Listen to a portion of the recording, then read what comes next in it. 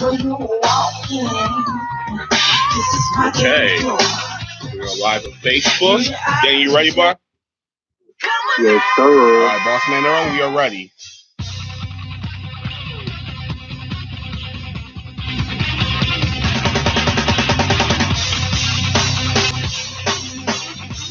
Right here. Microphone check 1 2 1 2. Microphone check 1 2. What it do? What the business is? And we are the business, baby. Welcome to another episode of the MDX Radio Show. I'm your host, Mr. Maurice Profits. And I'm Danny Dang. Oh, yeah! Danny's back! Danny's back! Danny's back! Danny's back! We miss you, buddy. Yeah, sorry about last week. Hey, man, hey, don't even trip, man. Don't even trip. You know what I said last week when Anthony Davis is in town and the Brow needs to do his thing, you gotta witness greatness, bro. I don't blame you with that whatsoever. I forgot how many people played on the Pelicans. Like Rajon Rondo plays for them. Yeah. Like all these like random people popped up. I was like, oh snap! Like they're still playing basketball. Yeah, right, right. And yeah. And what's his name too? Dang, oh boy, DeMarcus Cousins. But you know, DeMarcus, he's injured right now. Yeah, he's injured. So. Yeah, so yes, I mean, no. New Orleans has a pretty stacked team though, and they do. They're pretty stacked. I know, like the injury kind of messed them up a little bit. It kind of it kind of pulled them back. Because I don't think they're gonna make it to the playoffs. I'm not sure. I don't think they got a top 8 spot. But in the next couple of years or so, they're gonna look. They're gonna be a threat in the West. Yeah. Absolutely. It was nice to watch basketball because I haven't seen a basketball game since I was in Chicago and we went to that Bulls game. Right. So that was what? 2 years ago, almost 3 years ago now. Yeah, about so. Yeah. Yes. Okay. So yeah. So I mean, so yeah, you got your basketball fix in. Right, because I was on the plane getting to New Orleans, and when I landed, I turned my phone on, and my homie that was already there, I guess he had texted me while I was in the air and was like, "Hey, do you want to go to the Pelicans game tonight? They're playing the Grizzlies." And then because I was on the plane, he just answered himself. He's like, "Hey, I bought you a ticket. We're going to go to the game tonight because there's no wrestling stuff going on." I'm like, "Yeah, that's cool." Yeah. And then I was like, "How much were tickets?" He goes, "After taxes and fees, $22." Dude. I was like, "Are you kidding me?" So what are the tickets, like $10? He was like, "They're not the best seats." I mean, we were 300 level, but we were in like the third row of it. Oh, you were in the Maurice Profit level. No, because we were in the third row. The third row. You would have been in like the 40th row. Yeah, right. My head touching the ceiling. Right, that's what I'm used to. Hey, man, I don't blame you on that, though. It's like, you got to take advantage of that and everything, man. But I'm glad you're back. I'm glad, we got the family back together and whatnot and everything. And we got a packed show. Ladies and gentlemen. Thank you, everybody who joined us last week. We had a really good time, talking to everybody who was on the chat. And they're answering the questions, chopping them up with y'all and everything. And thank you, everybody who's on with us live right now, either through Facebook Live or through IntellectualRadio.com, streaming live on the website. Just want to first off, let's kick things off right, the way how we always do. First off, thank you always to Earl and Wanda, the programming directors for IntellectualRadio.com, for making this all possible, making this all happen every week, working y'all magic. And, if you like me, I like talk radio. Danny, when you're at work, what do you listen to? You listen to talk radio or you listen to Spotify? I listen to Spotify. Okay, so you listen to Spotify, right? I know you listen to music. I know you get your Migos on. I know you get your Migos on. I know you listen to Alesso. I know you listen to all that good stuff and everything. But also at the same time though, people like me like to turn on when I have Spotify on. I like to go over to the podcast. I like talk radio. But also at the same time, sometimes maybe there's not enough variety there. So what I like to do, I like to go to IntellectualRadio.com. Now, IntellectualRadio.com is, really special for people like, who are like-minded like myself, who like talk radio all day. Because I like listening to people talk. That's probably because I have a motor mouth myself, so I can relate with folks who can run at the mouth. Now, if you're ever looking for a show that has to do with any topic, any issue, anything, any type of any type of idea that you kind of relate with, whether it be relationship issues, whether it be religion, whether it be cooking, whether it be health, whether it be pop culture, IntellectualRadio.com has it all. Let me tell you about that. All right. And so I highly recommend, if you are at work and you're one of those people who can like listen to the radio all day while you're at work and everything, go over to IntellectualRadio.com. Go there, stream the shows live, or you can go to their YouTube page. You can go to their YouTube page, subscribe to them on YouTube, and all the back shows are all right there and everything. So check it out. I highly recommend it. There you go, check it out and everything. All right. Give me 1 second. My live went down for some odd reason. Sorry about that. So if you're watching live, my apologies about that. I have no idea what might have happened just now for some reason, but it's back up. So join us live on Facebook. All right. In addition to that, we are sponsored this week. Actually, we are sponsored this week. Kenyatta Draper, from insurance agent at American Income Life Insurance. American Income Life Insurance is an insurance company with no cost benefits and exclusive life insurance benefits. They have been providing supplemental benefits to unions, credit unions, and associated members, such as police officers, firefighters, and teachers for over 60 years, and now service the general public with the same quality benefits, as well as provides no cost life and health benefits. Please contact Kenyatta Draper with American Income at 773-559-8070 for more information on their no-cost benefits and how you can access additional benefits if you qualify for them. So yes, get the benefits up, get yourself together, take care of yourselves. We got to be healthy. We got to be living long. We got to make sure we're covered in such a way our families are taken care of after we're gone. So hit Kenyatta up. She will tell you all the details and all right? In addition, if you want to advertise the MDX Radio, hit us up at podcast1@gmail.com, or you can hit me directly, Maurice Prophet, at mprofit5@gmail.com. That's mprofit, 5@gmail.com, and we'll get that all situated for y'all. Competitive rates, we can't be beat, baby. All right, let's start the show, boy. I can't wait to talk to you, man.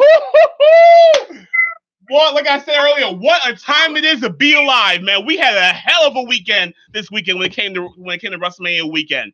And what's gonna be great about this show, ladies and gentlemen, is that we have Danny Dang was on site in New Orleans, live in New Orleans at every show that was wrestling related, and even the shows that weren't wrestling related. He was at every show, and I'm over here in Chicago at Profiter watching every show from the TV. So you can have both perspectives tonight. You're gonna have the 360 of perception, of conversation, of ideas, of what they're able to, of what we're able to gather and everything from what we've seen. So it's gonna be a really packed show. We gotta start off from the top, eh?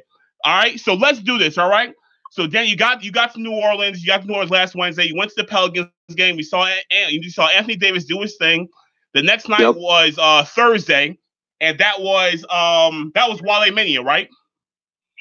So Thursday, so first of all, I probably got like no more than 30 hours of sleep in 6 days. 30 hours? Like it wasn't a lot, bro. I'm like still recovering. I'm about to say you still trying to get yourself together. So for me, like when I go to somewhere new, like I can't sleep in like a weird, like a new venue, right? Like it has to be my own house. If not, it's very hard for me to fall asleep. So right. I got there on Wednesday, walked around Bourbon Street, went to the Pelicans game. We got back to our Airbnb like right around, I don't know, 11:30 at the latest. Yeah. I didn't actually fall asleep until like 3:30. Oh, okay. Right. And then I had to get up on Thursday morning. We got up at 6 or 6:30 to get ready so that we could go to the WrestleMania Superstore because it opened that day. Okay. Oh yeah, and they showed that on the on one of like the WWE live Facebook live segments, like with Triple H and Stephanie. They did a walkthrough of it with one of the people who are like, I guess, hosting and everything. That thing was dope, man. I mean, that was a big store. I mean, it covered a lot of square footage. So, and that was a smart move because it was like, yeah, you know, you need to have like kind of like that centralized location to be able to get all of your to get all of your merchandise. Right. So they opened that up. That didn't open till noon, but we got there so we could get our wristbands to meet Rusev. Oh, okay. On Rusev Day. Every day is Rusev Day. Absolutely. So we got there at like 7:30. You know, there was already people there. We didn't get our wristbands till 10, and then Rusev meet and greet wasn't until 1. So we had hours to wait. Yeah. So essentially, we went from one line to get our wristbands, and then we went to a second line to get into the store. The store opened at noon. We went in, did our shopping, and then we got out, went back in the line so we could meet Rusev. That's essentially what happened. How long was the line to get into the store? It was pretty long because anyone could get into the store. You don't have to have a ticket. It's open to the public. Right. So I mean, because we were there so early and we got our wristbands super early as well. I mean, we were probably like maybe the 20th people in line to get into the store. Okay. All right. So we got in. So we got in really quick. It was nice because we could get in, buy all of our stuff, and then roll out. Right. Okay. So we did that. I met Rusev, and then I mean, at that point, it was almost 2:30, 3 o'clock already. Right. So I ended up going back to Airbnb. My friend and his wife were doing the WrestleCon show that night, so they went to that. And then I went down to the venue, Republic, New Orleans, to go to Wale Mania. All right, now who all performed at Wale Mania? For y'all who don't know who are watching, if y'all don't know who are watching, Wale the rapper, he's a big time wrestling fan, and he's for the past 2 or 3 years now or so. 4 years. 4 years? Okay. So for the past 4 years, he has been on site wherever WrestleMania is, and he has his own event called Wale. It's usually the Thursday before everything kind of jumps off and everything. And it's a concert, with him, his entourage. And do you have any special guests? Oh, did he have any special guests? So he teams up with MLW out of Miami. Okay. Which they're a wrestling promotion. They put on some really good shows. So what they did was so they had a special guest meet and greet this year, and it was Mark Henry. Oh, nice. Okay, cool. So if you bought the gold or platinum ticket, then you got a special meet and greet with Mark Henry before the show. So I met Mark Henry, and then they basically do a 2-hour podcast with whoever he decides to show up, pretty much. Okay. So Mark Henry was kind of the Mark Henry was there. MVP was on the podcast. Who else was there? Dave Meltzer, Brian Alvarez, Hornswoggle showed up. Wow. Okay. Tom Lawler was there. So it was all wrestlers who showed up. Pretty much, yeah. So okay. Tom Lawler, Sean Mooney was there. Sean Mooney, that's what I'm talking about. Blast from the past, baby. So that was then the podcast portion of it. Once that ended, then they got ready for the concert. So the concert then, they had a couple of openers. Now who opened? Was it Rick Ross opened? No, it was MMG people. Guys. It was a few local guys. Okay. And then that did he did a bunch of collaboration shirts earlier this year. Smoke Dizza was there. Okay. All right. So Smoke Dizza was the big opener, and then Wale came on. Okay. All right. Dope. So Wale comes on, he does his set, but during his set, it's nuts because, he rocks. Okay. Girl, Rob Van Dam was there. Oh, wow. Okay. Moose, Shane Strickland, James Storm, Austin Aries, Dang. Liv Morgan, like who else was there? Liv Morgan, Mojo Rawley. Okay. What Billy they all Gunn. do when they hit the stage though? Like were they dancing? Did RVD have a blunt in his hand? Like what they do? They were dancing.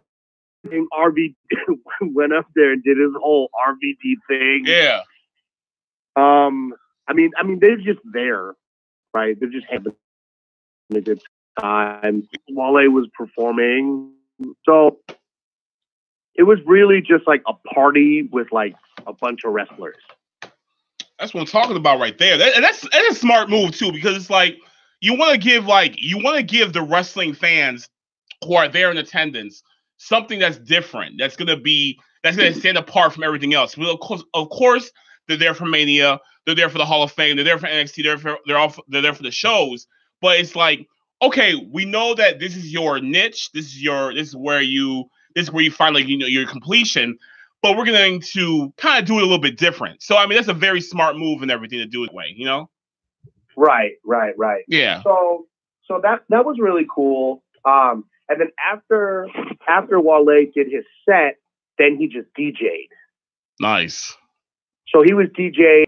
He was just playing everything. People were just dancing. So then it just turned into a huge party.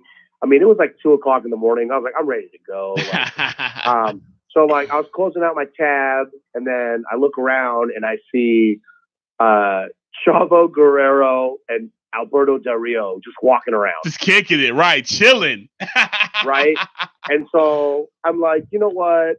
I was like, Alberto Del Rio is a piece of crap, so I don't want to talk to him. But I was like, Chavo's cool. I don't have any, gripes against him. So I was like, hey, Chavo, can I grab a picture? He goes, yeah, man, sure. Yeah. I took a picture with Chavo. He was halfway drunk anyway, so it was all good. Right. I went outside, and then I saw like Rich Swann. I was like, yeah, you're a piece of crap. Yeah, right. He was there with his wife, Sue Young, and I was like, man, like, I was like, right there. Right. I was like, would it be a terrible move to just be like, yo, Sue Young, can I get a picture with you? And I don't care about your husband. Right. So too much drama right there.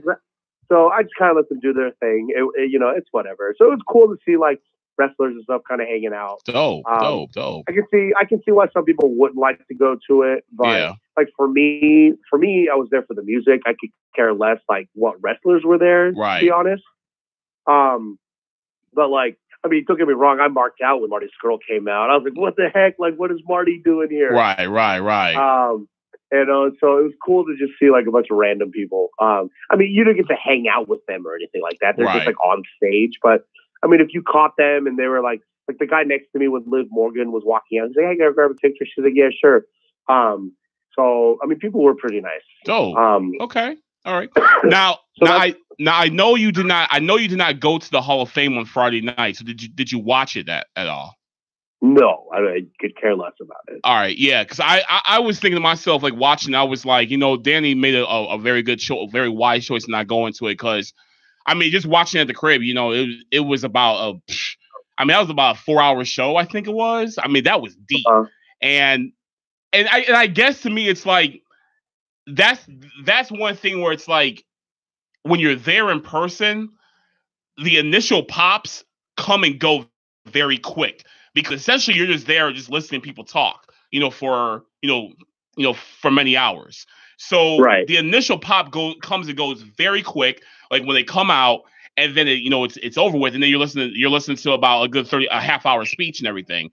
So so I didn't blame you for that. Have you watched it yet since you've been back? No, I probably won't. Okay, well, just letting you know though, like I think the highlight of the night. Not getting too much into it, the highlight of the night had to be Mark Henry's speech, because he got real with it. He got real with it, and he said he looked right into the camera and he said, "I'm directing this to you, Martha Hart, to Owen Hart's wife, Owen Hart's widow," and he said, "Please allow them to induct Owen, please." And I mean, this was like. This wasn't even breaking down the fourth wall. This was really like speaking of a direct acknowledgement of the 600-pound pink elephant that's in the room. You know what I'm saying? And really being able to say, like, I'm going to address something that nobody is talking about, but we all know is there. And that's the whole issue with Owen Hart not being in the Hall of Fame, with Martha Hart being the one who's who's not allowing the trigger to be pulled or anything, and him saying with very deep compassion, please allow Owen to be in the Hall of Fame with his brothers and sisters. And I thought that was like, I mean, you want to talk about just like a moment that encapsulated everything right there. And so that was like probably one of the most honest things that I've ever seen happen, like when it came to the Hall of Fame in its entirety. So seeing that part was really worth it. Goldberg came after that. Goldberg was the last one to be inducted. And I'm telling you, that was yeah, and that's the thing. For the people who listened to the episode when I went off on Goldberg, if you watch the Hall of Fame, you saw what I'm talking about. And this is why I'm just not a fan of the guy, because he's in business for himself. He is. I'm sorry, he is, man. And he even acknowledged it, saying that I approach pro wrestling as a business move. And I get that, because over at the end of the day, it is a business move and everything. But you saw that there was not any love for the sport. And this is why I was telling Christine that I just felt like he never liked pro wrestling. I felt like he just never liked it. That he knew that this was a come up, and so he was taking advantage of the come up. And it's like, if you're on hustle mode, I get it, but in this industry, it's a little bit different. It's like, okay, be on your grind, be on your hustle, get your money, but at the same time, though, enjoy what it is that you do. Not only enjoy what you do, but have an undying respect and understanding of whom paved the way for you to actually be in that position to have that opportunity and everything. That's my whole thing. Right. You know what I mean? And so it exemplified that not only with what he said, but also how he delivered his speech. His speech was very dry. And in addition, he brought up the NFL like 4 times. Fam, this ain't the NFL Hall of Fame. Right. Why are you talking about the NFL? You know what I'm saying? So like, yeah. and he even said himself, my dream was to be in the NFL Hall of Fame, but this will do. I mean, essentially that's what he said. You know what I mean? Right. Wow. Clint, right. Couldn't tell if he was happy or angry. You know what I mean? Justin, you saw it too as well. Exactly. So that's what I'm saying. Like, it really was pretty ridiculous. But anyway. But yeah, so crazy. Yeah, you don't need to watch the entire thing. You did it. That was a smart move for not going and everything. But what you did go to was what really, was a shot of adrenaline for the WrestleMania weekend. That was NXT TakeOver, New Orleans. Yeah, TakeOver. TakeOver was crazy, but like, okay. So before we get into TakeOver, I need to talk about Joey Janela's Spring Break. Okay. Which has gotten a lot of press this weekend. So Joey Janela, independent guy, for those of you who don't know, basically has just come up within the last year in the scene. Last year, he put on his first Spring Break show at WrestleMania, and the main event was him versus Marty Jannetty. Oh, okay. So he comes up with like the craziest things, and like the matches that he puts on, like that he books for this thing, is like unreal. Like last year, he has a battle royal. The name of the battle royal I can't say on the air, but it's like so it's just like your normal over the top, kind of Royal Rumble style. Right. Like last year, he had like Glacier show up, like WCW's Glacier. Like Dink the Clown, like Doink's little person friend showed up. And so it's like super gimmick, super awesome, right? Yeah. So this year he had it was him. The main event was him versus great Sasuke, which is like crazy because he's like super old Japanese dude. Right. And like so the Battle Royal this year had like had like Hornswoggle, like a whole bunch of random dudes, but the match of the night, and maybe the match of almost all of WrestleMania weekend for me, was Walter is PCO, who is Pierre Carl Ouellet, who's from the Quebecers. From the Quebecers. Yeah. The big man. Yeah. Yeah, like Jean. What was it? Jean. Dang, Pierre's still wrestling? Dude. Dang. Dude, somehow you need to find this match. Okay. Because so Walter, have you Walter is? Walter White from Breaking Bad? No, his name is just Walter in all capital letters. No, I don't know the Walter. So Walter Walter is like, I don't know where he's from, like East Germany or something like that. Right. A group called what is it? Ring Camp, and he's huge, right? He's huge. Right. So him and PCO went at it. PCO is probably like 60-something years old. Yeah. Yeah, Pierre was old back in 94. Bro, dude was doing moonsaults off the top rope. He was doing sentons off the top rope. Dang, okay. He took probably 175 knife edge chops to the chest. Dang. His chest was completely black. Woo!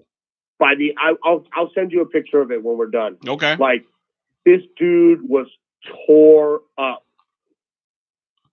Dang. Won, and he beat Walter, which is crazy. And like, I witnessed it live. It was one of the craziest matches I've ever seen. Dang, like that? Like, table spots, he's jumping over top ropes. Like, dude is like 60-something, and he's going wild. Like, I didn't believe like how crazy of a wrestler he was. Yeah. And like, people were saying he's like super indie now, so he doesn't care, kind of goes all out. Dude, it was unreal. Nice. It was unbelievable. Okay. All right.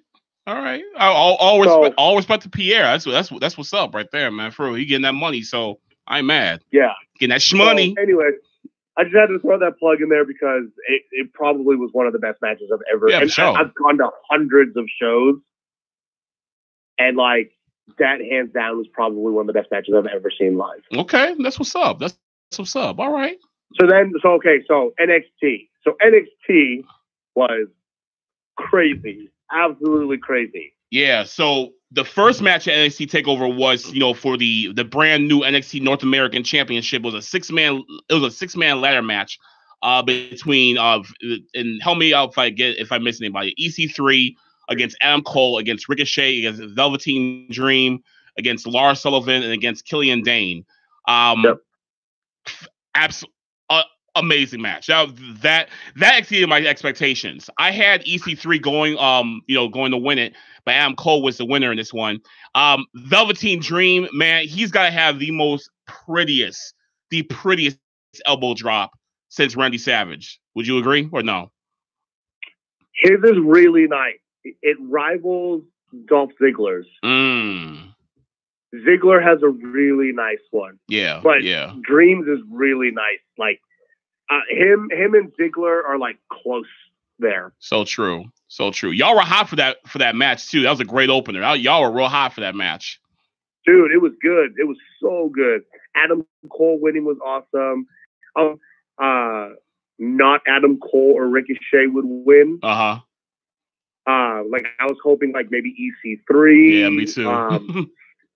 Just to kind of boost him a bit, or even Velveteen. He's kind of been put on the back burner of stuff, but yeah, it was cool to see Adam Cole win. NXT was just crazy, man. Like, yeah. I knew Shayna Baszler was going to beat Ember Moon. Yeah. Yeah, and it made all the sense in the world. Like, when you watched on Monday, you saw Ember Moon come out as she's been called up and all. That's the thing is that what I was saying last week in the show was that I love Ember Moon to death. I just didn't really buy her as champion. I love her when she's chasing the title or when she's the underdog. But that was like kind of bound to happen. And plus the fact also, what I totally forgot was Shayna Baszler's association with the Four Horsewomen. And, since that was basically Ronda Rousey's weekend, that really was kind of like, a coup to her as well, too. So that made all the sense and everything. And then after that, we had the Undisputed Era match, right? On this against Roger Strong and Pete Dunne against AOP. Yeah. So the funny thing about that match is, like maybe halfway during the match, I was talking to my homie and I was like, I go, Roddy Strong really needs to turn heel, but I do it. Because when he was like in PWG and stuff, like his heel stuff was unreal. Like it's hard, right? So it's hard to be a heel in WWE because like you can't curse, you can't swear. Right. You got to get heat a different way. Whereas everywhere else, you can basically say whatever you want. That's true. And like, that will get you your heel heat. And that's kind of how he was, like in PWG and in the Indies, like kind of running his mouth and doing his thing. So when they brought him into NXT and he was a face, I was like, man, this is not going to work. Cause he's like clean cut, like this, that. Yeah. Like, that's not Roddy Strong. Like I need Roddy Strong to show up. Yeah. So I'm sitting there and it's tugging and I was like, man, I wonder how they would turn him heel. And lo and behold, he turns on his partner, Pete Dunne, like, stomps on his back and then puts his finisher on and then sends over, I forget if it was, I think it was Kyle O'Reilly. And then he pins him 1, 2, 3. And I was like, oh my goodness. Like he totally turned on. That was crazy. Him. Yeah. And it was the perfect thing to do. It was. Because you just had Adam Cole win the North American title. Right. Bobby Fish, who's out with an injury. And then you have Kyle O'Reilly. So what better thing to do than to bring in a brand new member of Undisputed Era? And really beef up that faction as well, too. And now that's going to make a lot of things very interesting over in NXT. Now that Roger Strong is part of it, is part of the mix. Now that Adam Cole is the first ever North American champion. So it's gonna make a lot of interesting story, ahead of us and everything. So we're gonna see what happens. And plus the fact, Roger Strong, he's got to get a receipt from Pete Dunne. So I mean, there's a lot of variables in this situation that's gonna make things interesting in the next few weeks and such. Yep. So we'll see what happens. And after that, we had for the NXT Championship, we had Cien Almas taking on Aleister Black. He was defending his championship. Aleister Black won the title. Completely threw me off, because I was going with Almas all day. But Aleister Black, he won the championship. I knew Black was going to win that. Yeah, y'all seem to like that one. I love both of them. Yeah. Those two together is amazing. I knew it was almost his time to drop the title. Mm-hmm. I was looking for a call up, maybe on Raw or SmackDown. Yeah, but I'm thinking he might get put into the shakeup next week. Oh, good point. Yeah, good point. Yeah. Good point. I mean, he has it all. Especially with the shakeup happening right after WrestleMania. Like you don't need that many call ups, like surprises. Like they did a lot on Raw and they did one on SmackDown, right? Yeah.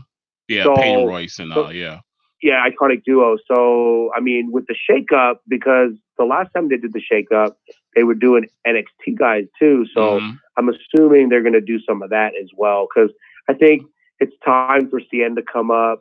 Yeah. There's a couple other ones that I think it's time for them to come up to the main roster. Yeah, absolutely. Cien will make a great addition to SmackDown. So that would make sense next week for that to happen. I haven't watched NXT yet. I'm going to watch it tomorrow morning. But that will make a lot of sense for that to happen though next week. And then they close the show out with the non-sanction match with Joey Gargano going against Tommaso Ciampa. I know Ciampa. I kill that last name all the time. And that was dope. That was a great match, man. That was such a great match, and sent everyone home happy with Gargano getting the victory. I was surprised. That threw me off because if Gargano lost, then he was no longer in NXT, right? So that makes sense because then I get called up. Right. But he ended up winning, and then he ended up getting re-signed to NXT. So I'm assuming Ciampa's going to get called up. Okay. All right. Yeah, I mean, that would make sense. I mean, it's kind of like a situation of like, this town's not big enough for the two of us, so one person has to go. And since Ciampa lost, it would make a lot of sense for him to get called up and everything. Maybe go into Raw or whatever. But that would be a decent look, though. For real. Yeah. All right, and that was NXT. And then we go from NXT over to the main event. We get to WrestleMania 34. All right, so WrestleMania 34 started off with the 2-hour pre-show. The 2-hour pre-show consisted of the Women's Battle Royal, the Andre the Giant Memorial Battle Royal, and the finals of the WWE Cruiserweight Finals. So first off, with the Andre the Giant Memorial Battle Royal, we saw that Matt Hardy took the victory, and an unlikely alliance that none of us saw happen form between him and Bray Wyatt. Bray Wyatt helped him get the victory. It was kind of weird because when Matt eliminated, I can't remember who he was in the ring with, but when he eliminated old boy and him and Bray were in the match, I just thought to myself, like, so was Bray in the Battle Royal? And then the bell rang. I'm like, yeah, he's not in the Battle Royal. He's not technically in this. So Matt Hardy won. So that was pretty cool to see. Yeah. It was interesting. Obviously I don't have commentary, right? Because I'm there live. So I was like, what the heck is going on? And then the bell rang, and I was like, well, I guess it's over. Yeah, you're like, oh, it's over. Oh yeah, Bray's not in the match. So and then it was all love after that. So an alliance was formed between the two, and then we went on to the Women's Battle Royal, and then we see Naomi. She got the victory. Everyone thought that the last two were going to be Sasha Banks and Bayley. That's what it looked like. And then when I believe it was Sasha Banks got eliminated and Bayley was in the ring, but then out of nowhere, Naomi came back in the ring. And it was funny watching it from home because out of nowhere, Naomi was on the outside. And so I'm like, when did she get eliminated?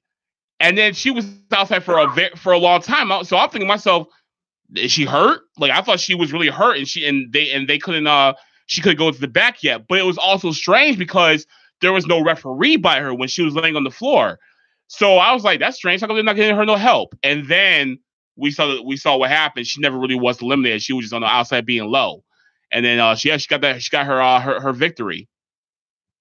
Yeah. So I didn't watch that match because I was getting popcorn. All right. Yeah. But I don't think Naomi needed to win. All right. I don't like when like former champions win stuff like that. Win battle royals? But yeah, because like she doesn't need a push. Like she's already over. You're looking for a WrestleMania moment. She had one last year when she won the freaking title, like in her hometown. Like she already had a WrestleMania moment. So but like, you can have more than one WrestleMania moment. You don't have to have one. I understand that, but I feel like that stuff needs to be reserved for like maybe some of the newer folks. And like they called up a bunch of people from NXT for that. Like, you know, I would have loved to see one of those people maybe win or something. I don't know. It for me, it shouldn't have been like Sasha, Bayley, Naomi, Natalya, like that kind of stuff. I don't know. That's just me. But sometimes when you have somebody who's like kind of low win something like that, nothing comes about it. Like they don't know how to handle the victory. Think about Mojo Rawley when he won the Andre the Giant Memorial Battle Royal a couple years ago, or was that last year? I can't remember. But last year, yeah, when he won it last year, and you saw what happened with that. So like when you have someone who's maybe not deserving of it yet, nothing kind of comes about it. But when you have someone who actually knows what to do with that type of energy, then something can come about it. So I don't know. You're just making it up because you like her. So I'm just saying the facts. You know what I'm saying? If she didn't win, you could care less. No. Because I really thought Bayley was gonna win. She was my pick to win the whole thing. But I'm just saying though, she sucks too. Huh? She sucks too. Oh man, that's rough. Speaking of rough, what a good match this was. Cedric Alexander against Mustafa Ali for the finals of the WWE Cruiserweight Finals, and we saw a really dope. How did the entrance look for Mustafa Ali on your end when you were there? How did that look from you? Like he was, like he would go to Paradiso or something. That's what I thought. I was like, that's what I look like when I go to raves. I knew that looked familiar. Yeah, he came out looking like Sub-Zero from Mortal Kombat. It was a really dope. It was a really dope outfit he had, and he had on like this. He had some kind of glove that like made some kind of some like circle laser. It looked really dope. Oh, dupe! Wow, what's that? Dope. But that was a really good match. I was impressed by it. Those two are really good. Yeah. I would have been happy with either of them winning. Yeah, exactly. Me too. And Cedric got the victory, and he won the Cruiserweight Championship, which is dope.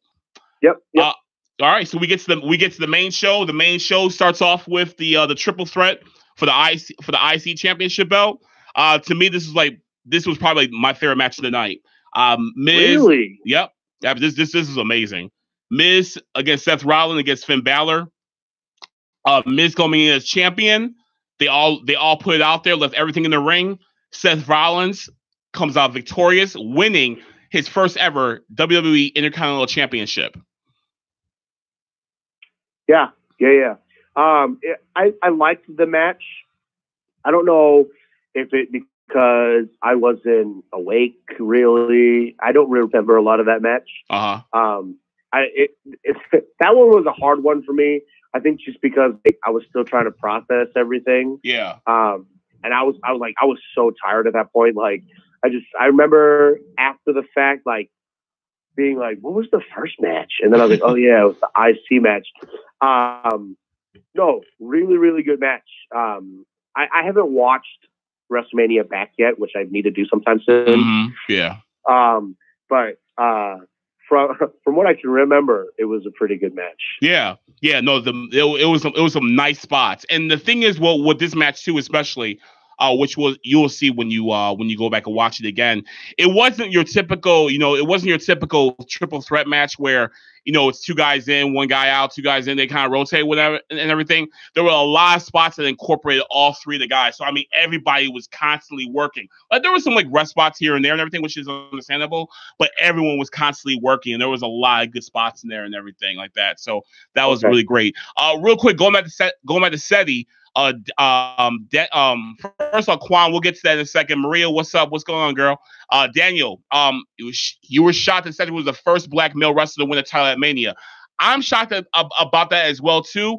Number one, I'm happy about that. Number two, I'm kind of side-eyeing WWE for taking 34 years to actually have to make that happen. But also number three, what about Maven? Isn't Maven technically the first black man to win a championship at WrestleMania because he won the hardcore title at WrestleMania 18? I'm not sure if people count that because it's the hardcore title, so it's not like it's not one of those belts. But as far as a more of a prestigious, more established title, yeah, Cedric Alexander made that history on Sunday night. As I break my pen, so he was really able to really make history about that. Watch out for him in my Black History Facts next year. All right.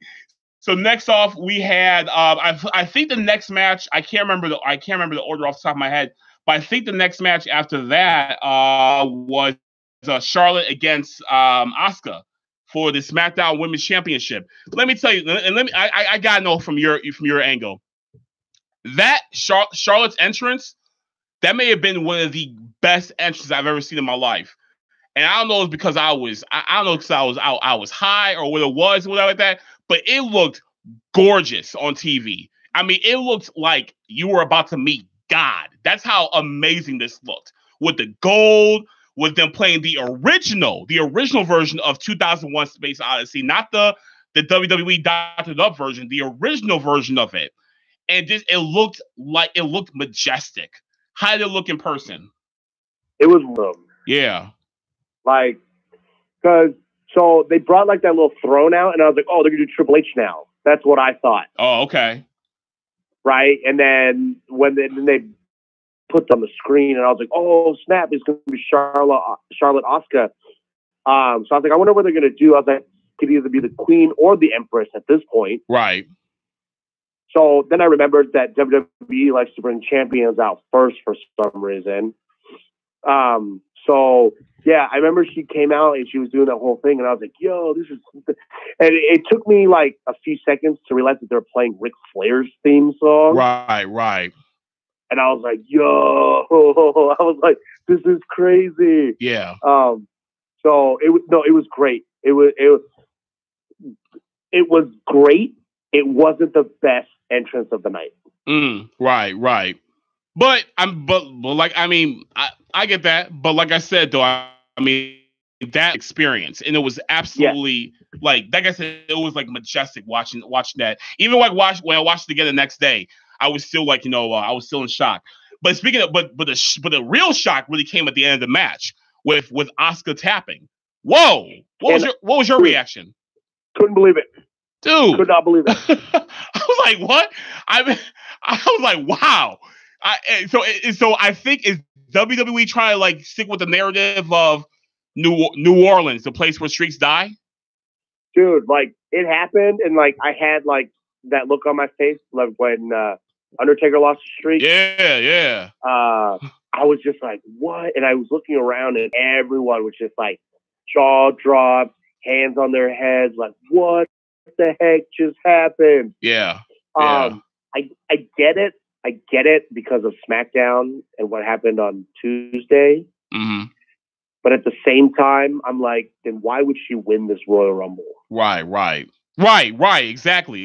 And Daniel, he said right now that Asuka should have won. That she was booked to lose. She should have been. It should have been a KO finisher on her instead of a tap out. It was pretty disrespectful. I thought it was kind of it was a little. It tasted very weird at the very end as well too, when Asuka had to kind of acquiesce to Charlotte and admit that Charlotte was like the better woman or whatever like that. And even Quan Hill said, that the SmackDown Women's Championship match was pretty quick. And that was a really quick match, especially considering the ending as well too. You figure that if you're gonna have an Asuka lose the match, it'll be a much more maybe like a longer match or something like that, but not like that though. It was kind of a hard pill to swallow. Kind of a hard pill to swallow. I look at it, and I look at when Asuka beat Bayley at NXT TakeOver Dallas. Yeah.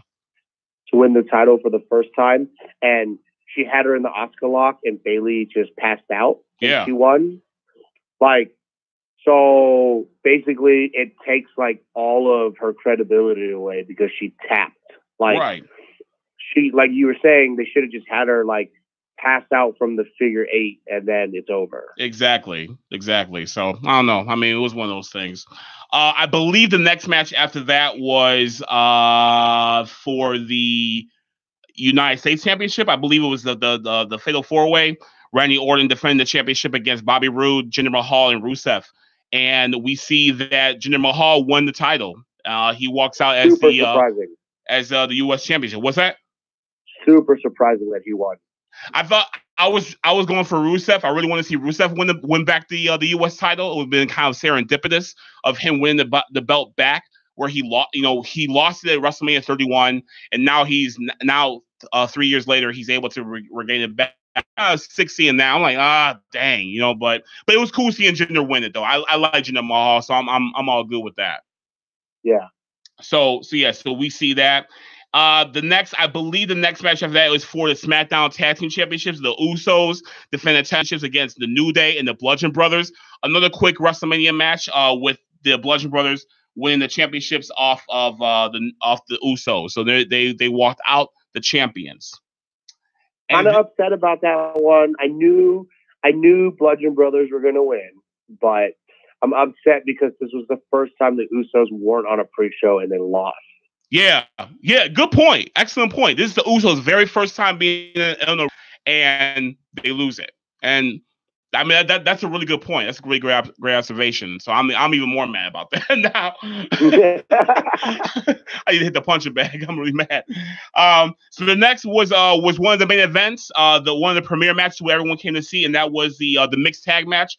Kurt Angle with Ronda Rousey taking on Triple H and Stephanie McMahon. Was Triple H entrance the best entrance you were talking about earlier?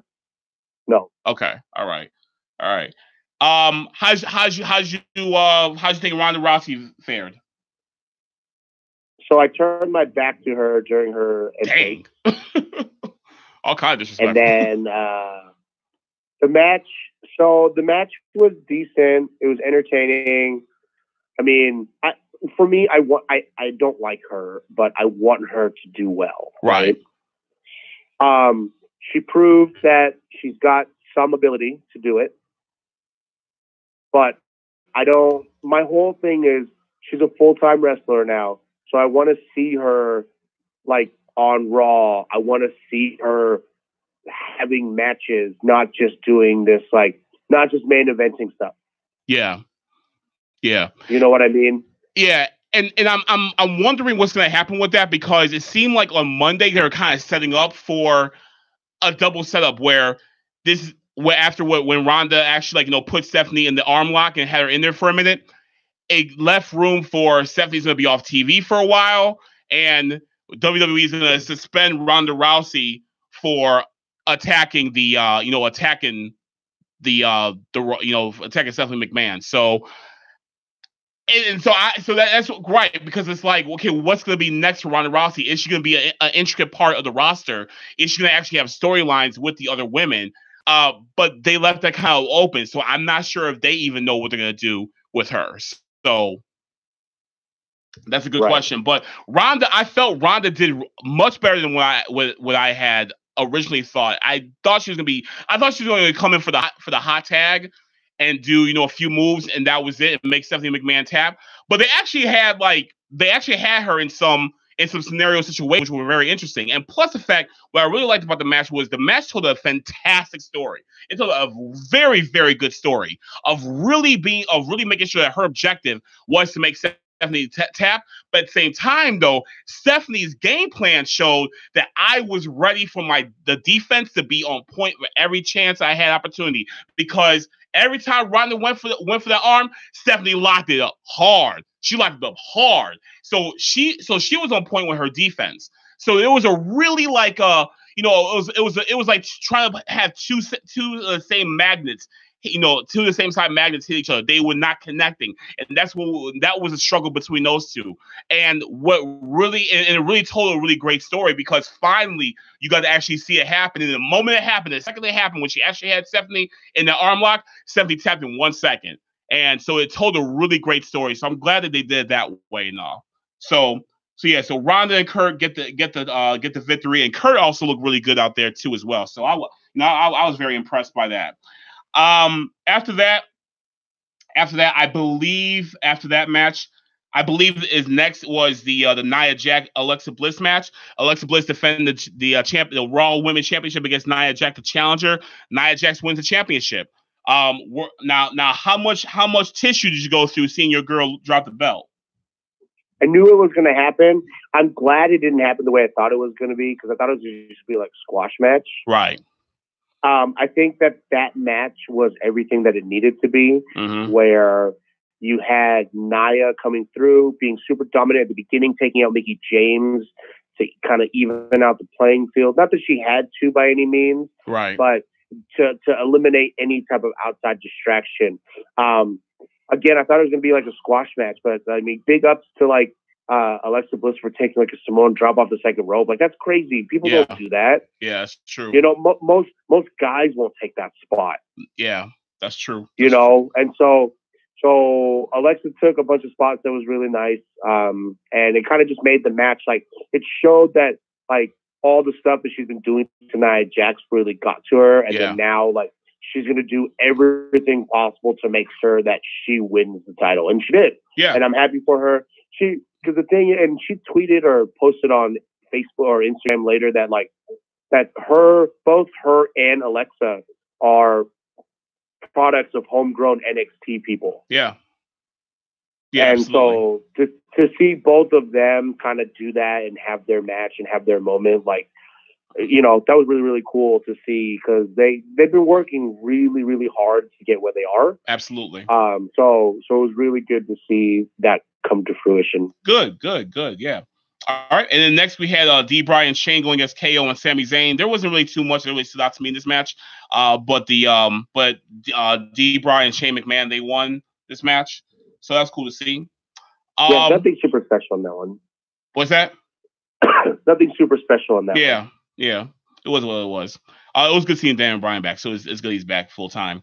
And then we had AJ Styles, the WWE champion, taking on Shinsuke Nakamura, the winner of the Royal Rumble. AJ Styles wins. This was a good match. It was not their Wrestle Kingdom match, but it was still good. It was still, I feel, it was still felt like a very good match. It's one of those matches I think like when you go back and watch it again, you have more appreciation for it. Yeah. So Shinsuke's entrance was the greatest of the night. Oh, it was dope. It was dope. Yes. That was so awesome. I was really upset that Shinsuke lost because it was the second time that night now that the Royal Rumble winner. But then when he turned heel, I was like, that makes up for all of it. Oh yeah, that was glorious. That was beautiful. Like, heel Shinsuke is going to be amazing. Yeah. That's the Shinsuke that I've been waiting for. Yeah. Absolutely. So that was good to see though. And then next we get for the Raw Tag Team Championships. The Sheamus and Cesaro, the Bar, defending the titles against Braun Strowman and his mystery partner. I had a problem with this. At first, so first I thought it would be some fourth grader kid they picked out from the audience. At first I thought, okay, this is nice, a nice little, this is like a Make-A-Wish Foundation type of situation right here where, he's able to grant a wish to some like sick kid. But then I find out this kid is like the referee's son. And I'm like, this kid is like balling. I mean, he comes from a privileged lifestyle. What does he need this for? He's not sick. He's not, there's nothing wrong with him or anything like that. He's coming from a privileged life. So what does he need this for? So but then they drop it the next night on Raw. I was like, whatever. Yeah, that was stupid. You know who his tag team partner should have been? Bobby Lashley. That would have been dope. And then we gotta wrap things up, guys. One more. The last match for the main event was for the Universal Championship. Brock Lesnar defending the championship against Roman Reigns. Brock Lesnar wins. That was great. Surprising. Very surprising. That was super surprising, man. For real. Hey, you know what? Next week we're gonna be back next week. All right, we gotta wrap things up right now, but we're gonna be back next week. I kind of want to go into a little bit more detail about the Universal Championship match and also the WWE Championship match and also that whole thing with the tag team titles. And also I want to about how Tristan Thompson, yeah, you a real one for that one, man, for real. I don't blame you, bro. Get that Kardashian curse off you. So I want to talk about that more next week and everything. But we gotta go. I want to thank everyone for joining us in the chat. Thank you very much for everyone who joined us on IntellectualRadio.com. Danny Dang, thank you again, bro. It was great talking to you, and we'll see y'all next week. Peace.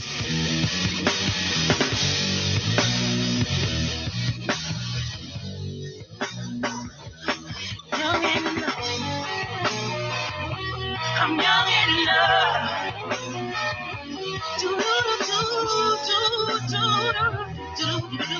love.